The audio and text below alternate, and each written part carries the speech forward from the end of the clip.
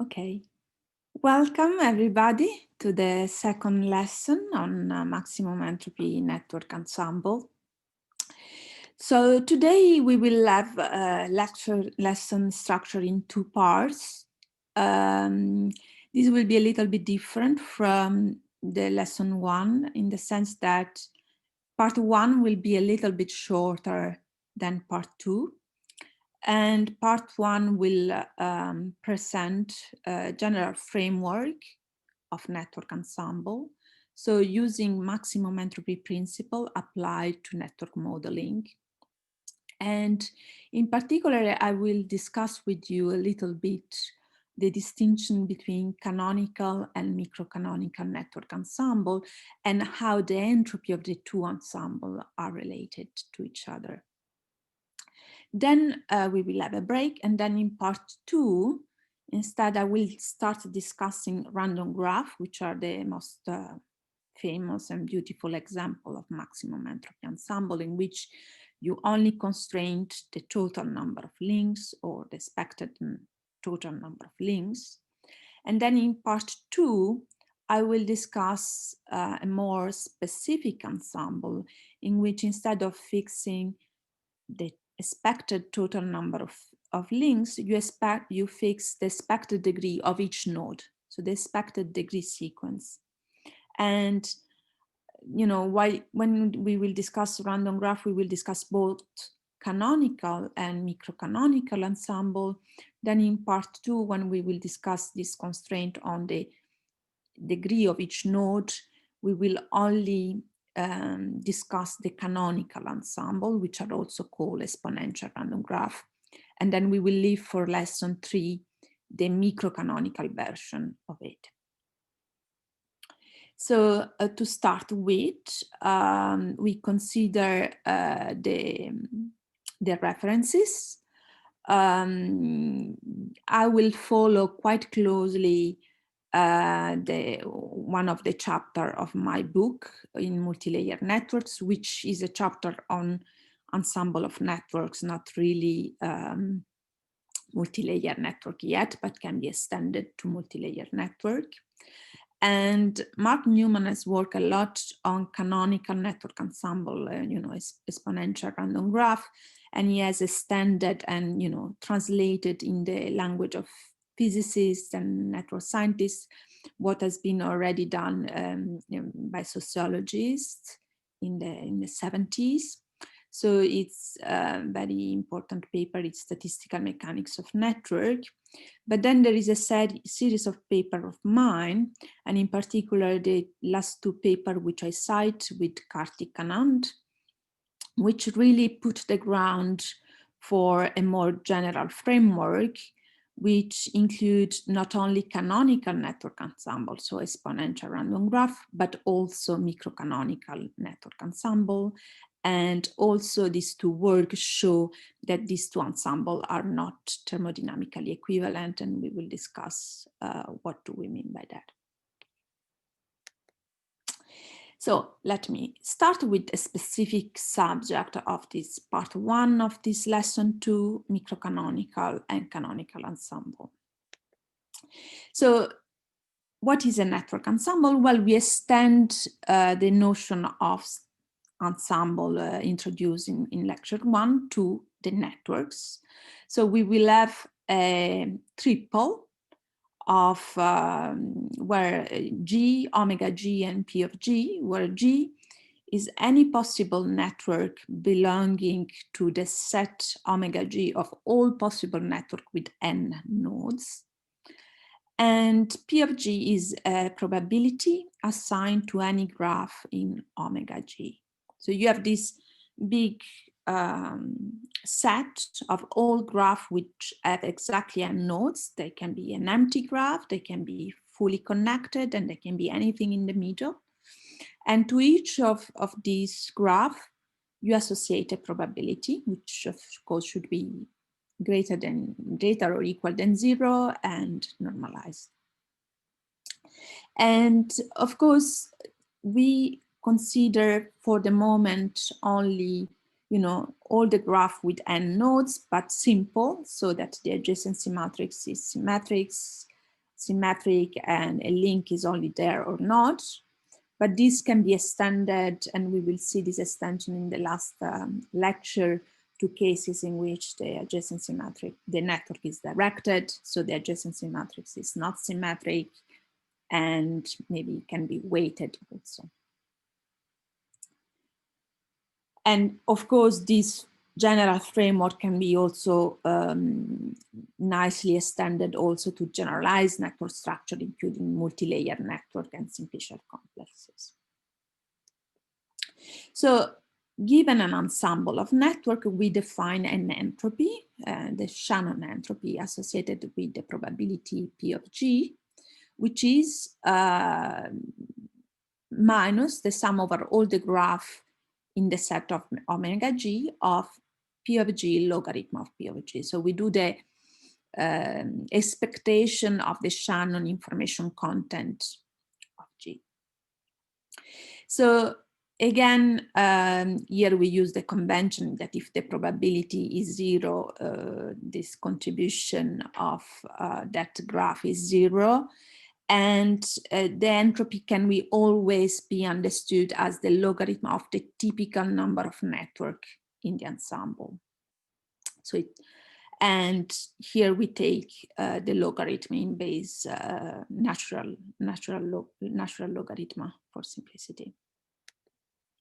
So let's go specifically in and consider the constraint, because we would like to fix this probability of an ensemble by using maximum entropy principle with a given set of constraints.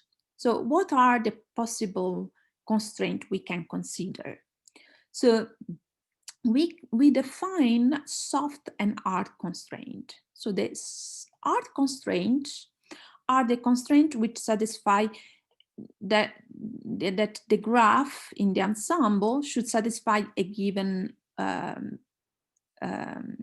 constraint. So for instance, you know, you define a function on the graph. So for instance, the number of links of the graph should be a given, should have a given value and cannot fluctuate. Or you can say, for instance, the degree of a node should be a given value and cannot fluctuate. And you know, you want to consider all the network with a given number of links or with a given degree of node 1. Okay, and the soft constraints are constraint, but which needs to be satisfied in average over the ensemble. So if you fix, for instance, the expected number of links to be, you know, to be 100 in a network of 50 nodes, then also network which have different number of links can have a non-zero probability of occurring, but in average over the ensemble, you should find that the graph have in average 100 links.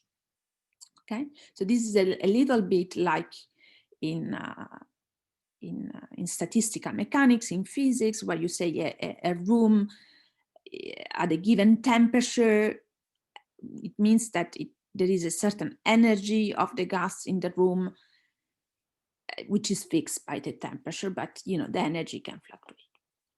This for people that have some physics background, but it's not necessary to have a physics background to understand this. So what is an ensemble of our constraint? We have already mentioned it. So we have a set P of constraint, which we call it capital F mu of G, and take the value capital C of mu. So for instance, we can take one constraint, so P equal to 1, an observable, which is the number of links, so expressed in terms of the adjacency matrix in this way. And we can fix this number of the number of links to have a given value, for instance, 100 links, okay? And then we can fix, for example, in example 2, instead something a bit more specific. So I can fix for each node from 1 to n. So I have P equal to n, capital N constraint I can fix for each node the degree. So I can define the degree in terms of the adjacency matrix of the network as the sum over the label J between 1 and n of the adjacency matrix Aij, so the sum of the element of the I row of the adjacency matrix, and I fix this value to be Ki, my degree 3 or 4, okay? Okay, so when you consider, these are hard constraints, so only graph that have a really exactly 50 node, the degree of node I, which is exactly 3, are considered and have a non-zero probability of occurring. Instead, when we consider soft constraints, this same constraint should be satisfied in averages. Sorry, yes. Just a question about the notation. Here we are identifying the network G with its adjacency matrix. Yes. So, yes. okay. So it's a labeled graph. Okay, it's a label for identifying the network. Thank you. Yeah. So yes. So in example 1, we can fix the expected total number of links. And so, yes, when we sum over G, in reality here, we mean that we actually sum over all possible adjacency matrix, okay? And we constrained that in average, the number of links should be our desired value. Or for each node, we fix in average the degree of each node, meaning that each node can, if I have an expectation, a given node which indicate, I don't know, John Smith as degree as in average 3 friends, in some realization of the network, it can have 2, in some can have 10, but it should be in such a way that in average it has 3 friends. And so what are canonical and microcanonical ensemble? Here we propose with Kartik this distinction, borrowing the terminology from statistical mechanics. Well, the microcanonical ensemble is the maximum entropy ensemble satisfying the hard constraint, and the canonical ensemble is the maximum entropy ensemble satisfying the soft constraint, just simply like that. Of course, these microcanonical and canonical ensemble are related to each other. So we define conjugated ensemble. So conjugated ensemble are ensemble in which one is an ensemble enforcing hard constraint, the other is an ensemble enforcing soft constraint, but the function f mu of G is the same. And here the value that should be satisfied in average or as a hard constraint is also the same.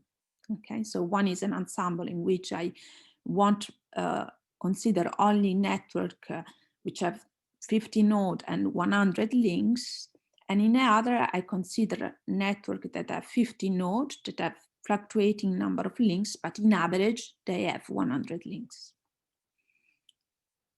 Okay, so these are conjugated ensemble. They are related because one enforces a constraint, hard constraint, and the other a soft constraint. So the canonical network ensemble are also called exponential random graphs because the probability of a graph in this ensemble follow the Gibbs measure. And the derivation of this result is very similar with the derivation that we have seen last week. So we want to maximize the entropy given a set of soft constraints, which is given by this expression. And we find that the probability of assigned to each graph is 1 over z, which z is this normalization constant, also called partition function, and then as this exponential form, where this quantity here at the exponent is also called the Hamiltonian of the graph, and you have the sum over all mu for each constraint of the Lagrangian multiplier of the constraint and the observable that you want to fix in average. So let's go over this derivation, although it's very similar to what we have seen in lesson 1, part 2. So we want to consider ensemble in which we fix in average this constraint. We have a normalization and we want to maximize the entropy. Sorry, the entropy. So we consider the functional, and we have the functional, which will be the entropy, minus, for each constraint, we introduce a Lagrangian multiplier, and in the parentheses, what we want to constrain, so the constraint that we want to put to 0, minus another Lagrangian multiplier, which is enforcing the normalization condition. Sorry, okay. Okay, so now this is the functional, which I repeated here. In order to maximize this functional, we do the functional derivative respect to P of G, and we again logarithm of P of G minus 1. Then we do again here the derivative respect to functional derivative respect to P of G, and we get sum of mu between 1 and P of lambda mu f of mu of G. And then here, when we derive again respect to P of G, we get minus mu of 0.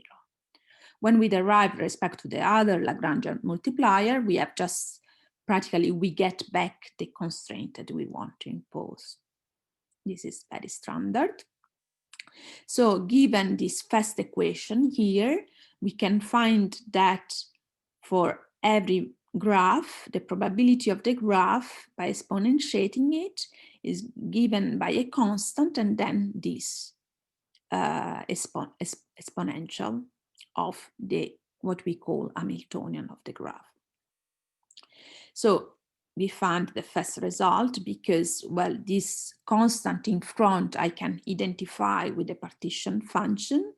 And when I enforce the normalization condition, I find that e to the nu plus 1 is really equal to the partition function and is given by this expression because I want P of G to be normalized.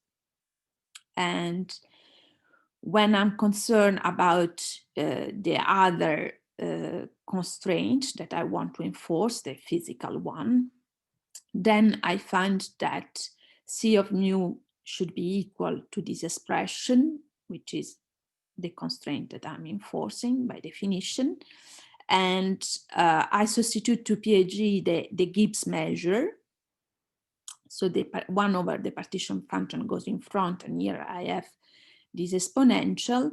And this can be shown to be equal to minus the partial derivative of the partition function respect to lambda mu. Okay, so when I derive the logarithm of z, I have 1 over z, and then the derivative of z respect to lambda mu, which gives minus f mu of g with a minus in front, it depends, plus. Okay, so fantastic. So we have proven that the canonical network ensemble gives rise to a Gibbs measure for each associated to each graph. Now we want to express the entropy, and the entropy of this canonical ensemble is just expressed in terms of the Lagrangian multiplier, the value that we impose to the constraint plus logarithm of the partition function. In lesson 1, we did not go into the derivation of that. Let me give you a little bit of detail because we will use this later on. So practically we have the Gibbs measure for the graph. So every graph has this exponential exponential form for the probability that we observe this graph. We want to calculate the entropy now. Okay, the entropy for this maximum entropy ensemble. So we plug here inside the logarithm the explicit expression of the given measure, and then we can write that the logarithm of this expression is minus the logarithm of z minus the Hamiltonian. And so logarithm of z is nothing than a constant. So the probability of G is normalized. So this just gives logarithm of z. And then when I do this, I reorder here the sum. I do first the sum over mu and then the sum over G. And what I find here when I sum over G is the average value of the observable mu, which by constraint is C mu. And then I get this expression here quite directly. Okay. So this is a way to express the entropy for this canonical network ensemble, and this can be useful later on if we need to express this value of the entropy.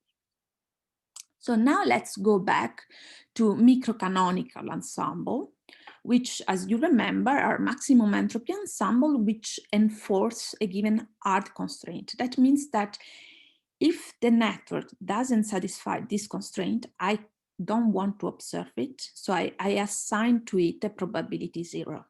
Okay, so only graph which really satisfy the constraint that I want to impose can have a probability greater than 0. Okay, so this means that really my entropy can be expressed in this way, where I sum over all the graphs that satisfy the constraint that I want to impose, the hard constraint that I want to impose, of P of G logarithm of P of G. This is because by convention, I define that if the probability of a graph is 0, this contribution is 0. So now what we need to do to find the microcanonical, the probability of a graph in a microcanonical ensemble, we need to maximize the entropy, this entropy, given the only remaining constraint, which is the normalization condition. So this can be recast into the problem that we studied in lesson 1. So if in this case, the maximum entropy distribution will be the uniform distribution over all the graphs which have non-zero probability. Okay, so that satisfy the hard constraint. So that the least bias measure is to give equal probability to each graph that satisfy the fact that it has, for instance, a given number of links. And Z mu is the normalization condition and is nothing else than the cardinality of this set. So then the number of graphs which satisfy exactly this hard constraint. And I can express this as the sum over all the graph. And here I sum 1 for each graph that satisfy each of the constraints, where this delta is the Kronecker delta. Okay, so in this case, as I mentioned before, we are the only possible outcome of a graph that I can observe are the graph which satisfy the hard constraint. So Zm is the cardinality of this set, and the probability of maximum entropy probability of this microcanonical ensemble is uniform over this set.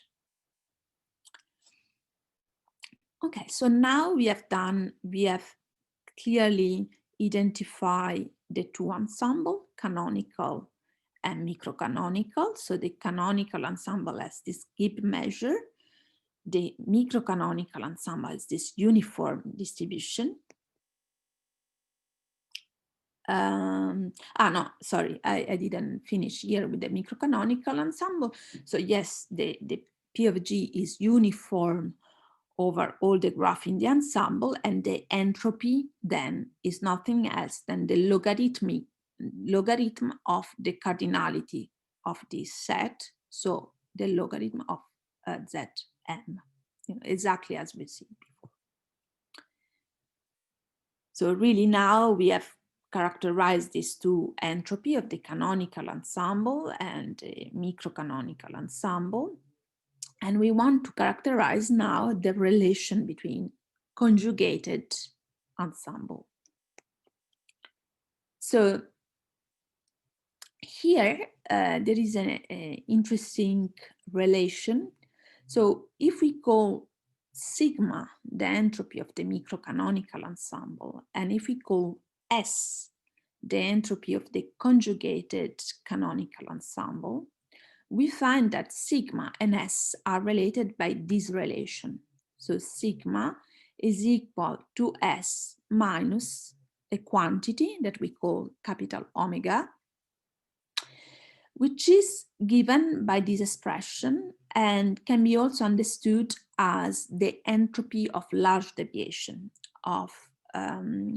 So what does this mean? So this is with the minus sign is the logarithm of the probability that in an ensemble that is canonical, so that has a measure for each graph, which is this Gibbs measure, then the graphs satisfy the conjugated art constraints. Okay, so you can imagine, a network in a network ensemble in which the number of links can fluctuate. You fix in average the number of links, but the number of links can fluctuate, and you ask yourself, what is the probability that I observe exactly that the number of links is exactly equal to the expected value that I'm imposing? And this omega will define the difference between the entropy sigma and the entropy S. Okay, so I want to show you this derivation. So our aim is to calculate this quantity omega, which I describe as the entropy of a large deviation. So the probability that in this canonical ensemble, I observe exactly the conjugated art constraint to be satisfied, where really this probability of a graph in this canonical ensemble is given by this Gibbs measure. Okay, this Gibbs measure with the same observable that I see here, and lambda mu fixing in average the same constraint C mu. So I start with the definition of omega, and instead of the canonical distribution, I put there the explicit expression in terms of Gibbs measure. And yes, so now I have the sum over graph of 1 over z, which is a number, e to the minus lambda mu f of mu, and then I want, however, that f of mu takes exactly the value c of mu, because I'm asking that the art constraints are satisfied in this canonical ensemble. So I can substitute, instead of f of mu, I can substitute c of mu here. And also this becomes all a number. Okay, so I can, independent on G, so I can pull it out from the sum. And what I'm left here is a sum over graph of all the graph weighted with a weight which is 1 if all the art constraints are satisfied, or 0 if they are not. And this is nothing else than Zm, the cardinality of the microcanonical ensemble. What I have here in front, if I look carefully, is nothing else than e to the minus s, because we express s as this expression before, just in the e to the minus s as this expression in the previous proposition. So here I have two number and minus the logarithm. So this can be expressed as minus the logarithm of e to the minus s. Then sigma is the logarithm of Zm. So we can write it in this way. And this is nothing else than s minus sigma. Okay, so we completed the proof. So now the problem is how big is omega, right? Because if we have that sigma is equal s minus omega, there might be, if omega is not too small, it's not negligible, it might be that these two entropy are different. And the fact that these two entropy are different is a sign of the fact that the two ensembles are really describing two different statistical entity also in the large network limit. So what we have is that the first result is in some sense a positive result, in the sense that if the number of constraints is finite, so if, and then also omega is of order 1, instead sigma and s are diverging with n. So we can, in this case, we can neglect omega and we can say that sigma is the same order of magnitude of s. And sorry, what is the hypothesis here? Just that here, well, what I wrote here is essentially that, you know, if I calculate omega, and omega is of yes, order yes, if it's not of order n, it's I can neglect, and yeah. then I have the equivalent of the ensemble. What turned out to be true, and is that this is the case when I have, for instance, a subextensive number of constraints. Okay, so for instance, one global constraint. So if I constrain the total number of links, this is gonna be the case, and we will show this thing. So if I fix in average the total number of links, or specifically as an hard constraint the total number of links of a graph, then the two ensembles are random graph ensemble and they are statistically equivalent. So the two entropy are the same in the large network limit. So, sorry again, can I suspect that this is no longer true if the number of constraints is extensive? Exactly. Okay. Exactly. So if the number of constraints is extensive, so P is of order n, then what we have is that omega will be also order n. So we cannot neglect it.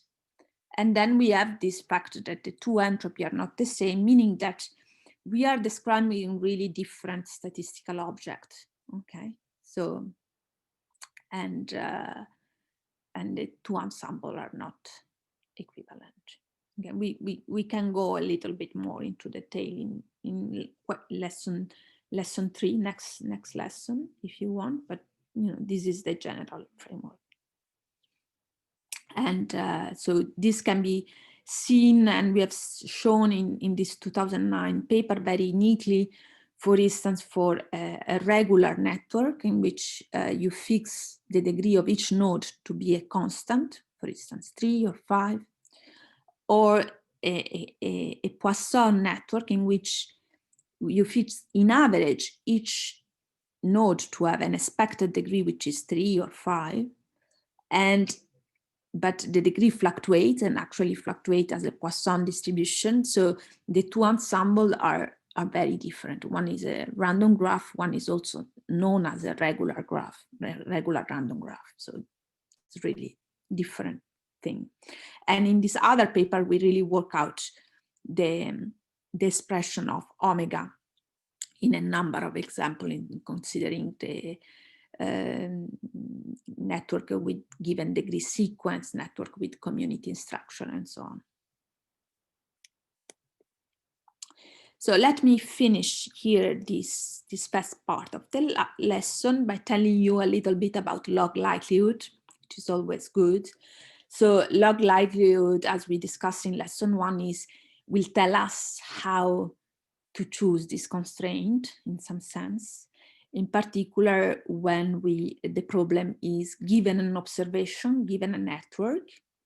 Typically here we will have just one observation, one instance of a network, not many, as we will discuss in previous class. And we want to know, from which distribution this graph has been drawn, assuming that this graph has been drawn from a distribution which is for instance, an exponential random graph distribution with given Lagrangian multiplier lambda. So we define the log likelihood of the parameter lambda as minus the probability that we observe this graph in this model, and the maximum likelihood principle is a principle which tells us that we might want to choose the parameter lambda in such a way to maximize this log likelihood.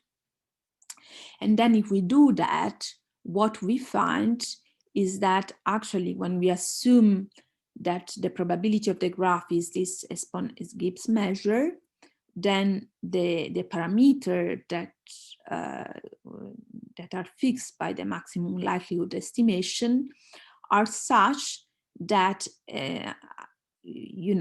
practically enforce that the value of the observable in the ensemble in average should be equal to the value of the observable exactly on the graph that we have measured. So for instance, if I have a social network with my preferred number of links, 100 links and 50 nodes, then I observe this graph and I want to model this graph as a random graph. Well, maybe this is not the best hypothesis, but if I want to model this, approximate this as a random graph, the best model of random graph will be a random graph in which the expected number of links in the ensemble is really equal to 100, to what I observe. And this can be easily carried out. So we have the log likelihood, which, by inserting the expression of the exponential random graph here is given by sum over mu, lambda mu, f mu of g plus logarithm of z. And we want to maximize the log likelihood. So we derive respect to each Lagrangian multiplier lambda mu, or parameter lambda mu, and we get f mu of g plus partial derivative of logarithm of z respect to lambda mu for each mu. So now we can write this as f mu of g is equal minus this partial derivative. This partial derivative is nothing else than the soft constraint, essentially. So we are imposing that the value of the soft constraint that of the ensemble should be equal to the value that we observe in the network. Exactly what I wanted to tell you. Okay, so these are the final remarks. So in this first part, we have seen canonical and microcanonical network ensemble.